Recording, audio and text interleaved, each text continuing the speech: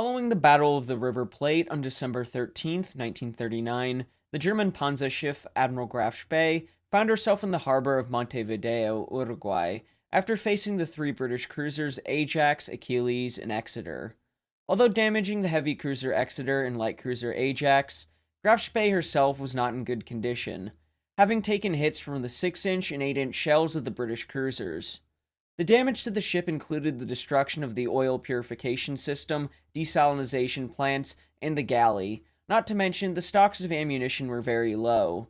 The British cruisers, although damaged, patrolled outside the mouth of the River Plate, and over the coming days, Captain Hans Langsdorff made the decision to scuttle a ship under the circumstances he found himself in. Taking into consideration the damage to his ship, the lack of ammunition, and the threat of the Allied ships lurking off the Uruguayan coast, real and reported. At around 6:30 p.m. on December 17th, Langsdorff, with a skeleton crew aboard, stopped 6 nautical miles southwest of the port and scuttled the ship. The scuttling charges going off at 8:55 p.m. 3 days later, Langsdorff committed suicide, and in a sense, went down with his ship. The Admiral Graf Spee had been in the Atlantic since before the Second World War kicked off in September 1939.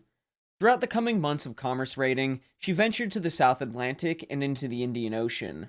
The ship, and especially her machinery, was strained due to the continuous months at sea, and that was only exacerbated by the Battle of the River Plate, where she engaged 1 heavy and 2 light cruisers of the Royal Navy and was pursued following the engagement up until the Graf Spee ran into the neutral port of Montevideo to effect repairs. Early in the morning of the 14th of December 1939, the Panzer ship dropped anchor in the roadstead at Montevideo. Daybreak on the 14th found every man available on the Graf Spee hard at work. She had suffered 37 killed in action, and those were being prepared for burial, while 57 wounded were to be removed and placed ashore for treatment. Repair parties were busy at work, patching many of the splinter and shell holes. Others were hard at work removing debris or repairing electrical leads and making sure the critical equipment would function. Langsdorff, who had commanded the Graf Spee since November 1938, was feeling an immense amount of weight on his shoulders. With the damage to his ship and the limited time he would have in the harbor because of international law, and the amount of pressure both the British and French governments would put on the Uruguayan government, but Langsdorff's pressure was somewhat eased as he would now have help from German representatives inside Uruguay and from Berlin. The German naval attaché, along with civilian constructors, came aboard the Graf Spee to assist in any way they could. Arriving before them was the German ambassador at Montevideo, Dr. Otto Langmann. Langsdorff, although exhausted by the lack of sleep and worry, outlined to Langmann and the naval attaché his ship's position. On the morning of the 14th, the Graf Spee was unfit to go to sea because of the damage she sustained during the battle and her inability to feed her men properly as the galley was a complete wreck. 61 British merchant sailors were aboard the Graf Spee. He proposed to free them immediately. It was also essential to Langsdorff that he should discover what British reinforcements were due. As in the coming days, Langsdorff would learn the British reinforcements would include the battlecruiser Renown and the aircraft carrier Ark Royal. Meanwhile, in Whitehall in London, several things were being decided. The first was to kick up a fuss in the Uruguayan capital and request the Graf Spee should not stay for more than 24 hours, and make it appear that Britain was anxious for the Graf Spee to sail as soon as possible, with the hope that the Germans would assume that the British had several warships ready to pounce on the Panzer ship once it left port.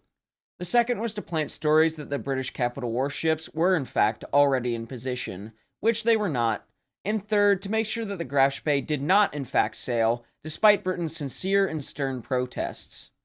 On the 14th, patrolling outside the Plate were Ajax and Achilles, soon to be joined by the Cumberland. Their orders were to shadow the Graf Spee if she was to come out, and all ships were to concentrate sufficiently far to seaward to enable a concentrated attack to be carried out. Back in the port, Langmann and the naval attaché went ashore for a conference with the Uruguayan foreign minister, while the ship's engineer and German civilian constructor from Buenos Aires were making a detailed report of the whole ship to estimate how long the repairs would take, keeping in mind the local facilities available to them. Finding the damage from the introduction, the engineer and the civilian constructor estimated that it would take a minimum of 14 days to repair the ship fully. Upon reporting this to Langsdorff, he immediately sent it to Langmann, who was in a meeting with the Uruguayan foreign minister. Langmann was apprehensive to request the ship stay that long, since he did not want the British to hear the extent of the damage to the ship, but he also wanted the ship to get repaired. In the end, he sent a note. The Uruguayans agreed to have their men do a technical inspection of the ship to determine the damage. By 7 p.m. that night, an Uruguayan naval commander and engineer arrived aboard the ship and were shown around. They agreed the ship required some repairs to make her seaworthy, but would not tell the Germans how long they would have to effect those repairs. On Friday the 15th, Langsdorff and the crew attended the funeral of the Graf Spee's dead in a cemetery outside Montevideo. Hundreds of people lined the streets, and the mood of the city was one of melancholy, with a few German sympathizers giving a salute to the German dead.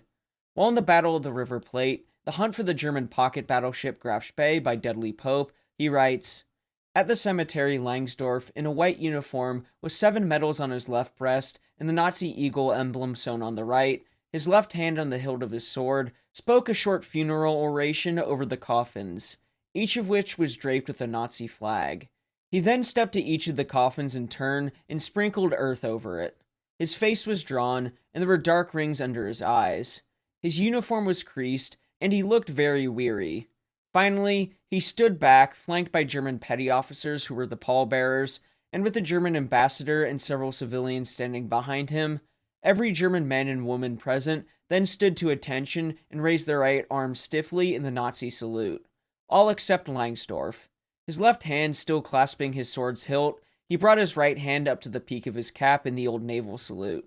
He was oblivious to the sharp eyes of Dr. Langmann, who realized that the photographs being taken by the press cameraman would very shortly be printed on the front pages of the newspapers all around the world. Another interesting excerpt comes from the Washington Post, which wrote about the event, "The tribute offered by the English merchant seamen who were formerly prisoners of Captain Langsdorff. They, at the graveside, honored the German sailors killed by British guns. Restored to their freedom in Montevideo, they placed on the coffins of the German dead a wreath inscribed, 'To the memory of brave men of the sea from their comrades of the British merchant service.'" After returning to the Graf Spee, Langsdorff received disturbing reports from the German embassy in Buenos Aires that Ark Royal and Renown had left Cape Town on the 12th of December for an unknown destination, while private planes flying over the Plate had spotted at least 4 British cruisers, along with reports of sightings of Renown and Ark Royal on the horizon, which were not true. It should also be noted that the Germans thought Ark Royal had been sunk back in September, so her sighting was a shock, and something that Berlin wanted those in Uruguay to investigate further. At this point, Langsdorff was informed that his ship would have a 72-hour time limit to be allowed to stay in port to repair the damages. The Uruguayan government appeared to want to give the ship more time. However, due to extensive pressure from the British and French governments, 72 hours was made final. Early the following day on the 16th, Langsdorff reported to German High Command his situation and request for instructions, which reads as follows. 1. Renown and Ark Royal as well as cruisers and destroyers off Montevideo. Close blockade at night. No prospect of breaking out to the open sea and getting through to Germany. 2. Intend to proceed to limit of neutral waters. If I can fight my way through to Buenos Aires with ammunition still remaining, I shall endeavor to do so. 3. As a breakthrough might result in the destruction of the Spee without the possibility of causing damage to the enemy, request instructions whether to scuttle the ship despite the inadequate depth of water in the Plate estuary, or to submit to internment. Further questions were raised by the German Foreign Minister von Ribbentrop, who questioned the time allotted to the ship, failing to realize that the Uruguayan government was backed by other American republics, including the United States. The British request for the ship to only be allowed to stay for 24 hours was based off the 1907 Hague Convention, which forbade belligerent warships, unless local law to the contrary, to stay for more than 24 hours in territorial waters of a neutral power, along with several other articles that stipulated that ships not stay longer. The British minister in Montevideo made sure to point this out, and the fact that the Graf Spee was only to be made seaworthy and must not add on to her fighting efficiency. This debate for the time allotment carried on through the 16th, and by the afternoon, the Foreign Office in Berlin appeared to be optimistic that something might change and the ship would be given more time. But Langmann and Langsdorff had a very different view of the situation. As to their knowledge, British capital ships and cruisers were waiting outside the estuary to sink the Graf Spee. These reports made Langsdorff send various articles considered to be historic artifacts off from the Graf Spee for dispatch to Berlin, including the battle ensign flown during the action, a picture of the late Admiral von Spee, and the ship's bell. Even though the Foreign Office was optimistic in Berlin, it did not mean everyone was, as the German High Command had a meeting in which Admiral Eschrede, several army officials, and Hitler discussed the situation, and came to the conclusion that the Graf Spee should try to break out instead of being interred. In this breakout, they hoped that the ship could reach friendlier waters in Argentina, while also suggesting that if the breakout attempt is hopeless, Langsdorff should scuttle the ship. This message was sent to Langsdorff at 5 p.m. on the 16th. It should be noted that Langmann was meeting with Uruguayan officials to try to extend the time, later writing about reports during his meeting. According to English press reports, the Ark Royal is in the Plate area. As you know, we believe the Ark Royal has been sunk. By order of the Fuhrer, you are to attempt to take photographs of the supposed Ark Royal. Signal results and forward photographs. This excerpt helps to show two things. One, the influence the Allied press had on the thinking of the Germans in Montevideo, and two, later, the optimism of Langsdorff died when Langmann failed to get the Uruguayans to extend the time. Following this, further reports made their way to the German government, and Langsdorff on the Graf Spee, which were more sightings of capital ship movements. Renown and Achilles had apparently requested entrance into the port, and a British steamer had sailed at 6:15 p.m., and that in consequence, the Graf Spee could not, under the Hague Convention, put to sea until 24 hours had elapsed, i.e. until 6:15 on the 17th. This news was like a punch to the gut of Langsdorff, as his best chance of making an escape relied on the hope of catching the waiting British forces by surprise. But now, he was unable to sail before 6:15 on the 17th, and with his 72-hour time limit expiring at 8 p.m. that day, he only had 1 hour and 45 minutes in which he could sail. In a meeting with his officers, Langsdorff laid out the options to them, with some of them seeming eager to charge out and attack the British once the 72 hours was up. But some, like Langsdorff, were less aggressive, and saw their orders that forbade internment. The only other option was to scuttle the ship outside territorial waters. Langsdorff instructed his officers to prepare for this eventuality, but warned that scuttling was not to be ordered until he conferred with the ambassador, who was in another meeting with the Uruguayan foreign minister. Again, this time, like previous ones, he got nowhere. Well after midnight, Langsdorff, after Langmann reported to him, wrote a long official letter to Langmann, in which he described his decision. Now, I'm going to read Langsdorff's letter in full, as it is important to understand his reasoning for the scuttling of the Graf Spee.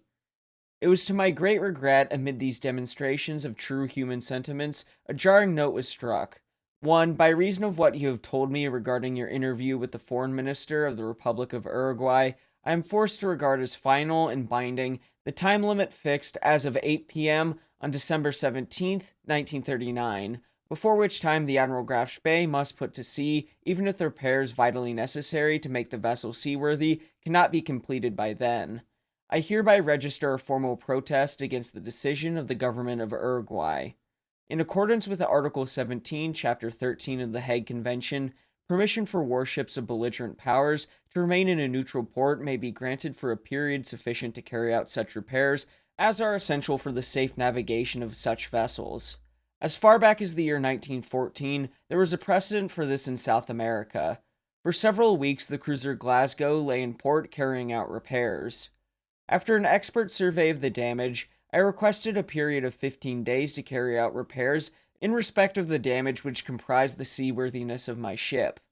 The commission of experts sent by the Uruguayan government was in a position while on board my ship to ascertain that the fighting capacity of my vessel, by which I mean the engines and armament, had suffered to such a small extent that there was no need for me to utilize this period of time I originally requested in order to increase her fighting capacity. The said commission was able to ascertain that the hull of my ship gave evidence of damage, the repair of which was essential to the seaworthiness of the vessel. In addition, it was patently obvious to this commission that the cooking installations and bakery on board were in a damaged condition, and that it was essential, considering the large crew borne, that these installations be in good working order before a long period on the high seas could be contemplated. Article 17, Chapter 13 of the Hague Convention is concerned with damage such as this, which I have described. On the basis of a communication made to you by His Excellency the Foreign Minister, a committee of experts appointed by the Minister of Defense declared that a period of 72 hours would be sufficient to make good the damage. The decision of the Uruguayan cabinet was based on this. In spite of strenuous efforts, it was not possible in the time allotted to repair the damage to my ship with the means at our disposal in Uruguay. This could have been ascertained beyond all doubt at the time, if a further investigation had been carried out on board. 3. I hereby make formal declaration that the constructor entrusted with repairing the damage to my ship was obstructed by the port authorities on 16 December for a space of some hours after 6 p.m. None of the men engaged for the work was permitted to come aboard. Permission for this was finally granted only after an official from the German embassy had intervened. I hereby declare that the decision of the government of Uruguay compels me to leave the harbor of Montevideo with a ship which could not be sufficiently repaired to ensure the maximum safety of navigation. To put to sea in such a vessel would bring danger upon my crew, over 1,000 men, by negligence. When I say danger, I do not mean such danger as would be involved in an action with the enemy. I'm referring exclusively to the danger that would inevitably menace a ship at sea in such a condition. 4. The decision taken by the Cabinet of the Republic of Uruguay is therefore a flagrant violation of the efforts to humanize warfare, which led to the signing of the International Convention of The Hague. It is abundantly clear that the differences between the attitude of the Uruguayan people and the Uruguayan officials, except with the instance I have dealt with under Clause 3, on the one hand, and the position of the Uruguayan government on the other hand, is attributed only to the influence of some interested parties. Although I had the technical facilities to hand, I personally refrained from bringing to bear pressure of any kind. Early on the morning of the 13th of December, I engaged the British cruiser Exeter on the high seas. The British cruisers Ajax and Achilles took part in the action. After the Exeter had been put out of action, I decided to make for Montevideo to repair the damage to my vessel. I was aware the British government recognizes only the 3-mile zone, even in the waters of the River Plate. As soon as my ship had reached the zone over which the countries contiguous to the Plate claimed national condominium, and in spite of the British interpretation of this claim as it was known to me, out of respect for the two peace-loving nations, I abstained from further part in the action. I should stress particularly the point that in spite of the favorable tactical position, and in spite of good visibility, I did not open fire on a British cruiser standing at the Isle de Lobos until the enemy had fired on my ship and shot had fallen close. 5. I do not recognize the grounds for the decision of the government of Uruguay. Nevertheless, I shall respect the time limit imposed. Inasmuch as the government of Uruguay refuses to grant me time to make my ship seaworthy as laid down in the Hague Convention, I am not minded to place my ship, which has suffered no diminution of its fighting powers during the action, under the control of the government. Under the circumstances, I have no alternative but to sink my ship. I shall blow her up close inshore and disembark my crew if this may be possible. After having read all of that, I should say that the letter to the ambassador was likely written for its propaganda value at a later date, with Pope writing, "His public assessment of the action damage affecting the Graf Spee's seaworthiness does not tally with the damage reports from the ship which were subsequently captured by the Allies after the war. Her engines and fighting efficiency, he admits, were not affected. He was at present unable to cook hot meals for his crew, and there were holes in the hull, but all were temporarily patched up and shored up." Following the writing of the letter, Langsdorff began supervising preparations for the scuttling. During this time, he had also received a message from Berlin that had approved his breakout to Buenos Aires, but he had already decided to scuttle his ship. Throughout the morning, reports came pouring in that seemed to only compound what Langsdorff had feared, as more messages reported both Renown and Ark Royal were either in Rio de Janeiro or sailing south of the Plate to confront his ship. Dudley Pope has this to say about the reports from both sides. The BBC, the press, and the agents of both sides had done a good job in creating a powerful British force lurking over the horizon just off Montevideo. Indeed, they'd been helped by the Graf Spee's officers as well, but in fact, on December 17th, it was still a mixture as before. More confused reports about the Graf Spee and British movements occurred throughout the 17th, causing an enormous state of confusion. As Gerhard Koop puts it in Pocket Battleships of the Deutschland class, warships of the Kriegsmarine. Nevertheless, Langsdorff thought once the Graf Spee had sailed, she would be attacked by the British forces waiting outside. So to minimize the loss of life, the actual scuttling party should consist of 43 men, including himself and several important officers. The remaining crew were transferred to nearby ships in the harbor before the ship sailed. This transfer process occurred between 2 and 4 p.m. on the 17th. Langsdorff informed the harbor master that the Graf Spee would sail shortly after 6:15 p.m. For the people of Montevideo, Langsdorff, the crew, and the British crews waiting outside Montevideo, this was going to be quite the eventful Sunday. So crowds began gathering along vantage points eagerly to watch the Panzerschiff and comment on the movements. Then, in the late afternoon, just before she could leave the port, a large ensign was drawn up on the foremast, and then a second on the mainmast, and slowly the ship began to weigh anchor, and soon the ship was on her last voyage. To many observers, the ship appeared to be a powerful fighting machine still, and they thought she was going into action as she steered towards the entrance of the channel to Buenos Aires in Argentina. But this was not to be, as Langsdorff steered his ship into position to be scuttled, and 2 Argentine tugs came alongside and disembarked the rest of the crew, minus the scuttling party, and they began doing their jobs as the ship sailed into a mud bank. By 8:40 p.m., the scuttling party had completed their task and climbed into the launches and were taken off to the tugs. At 8:54, just as the sun dipped below the coastline, a flash of explosions could be seen from the ship. I think Dudley Pope has an interesting excerpt that describes the scene just as the explosions occurred.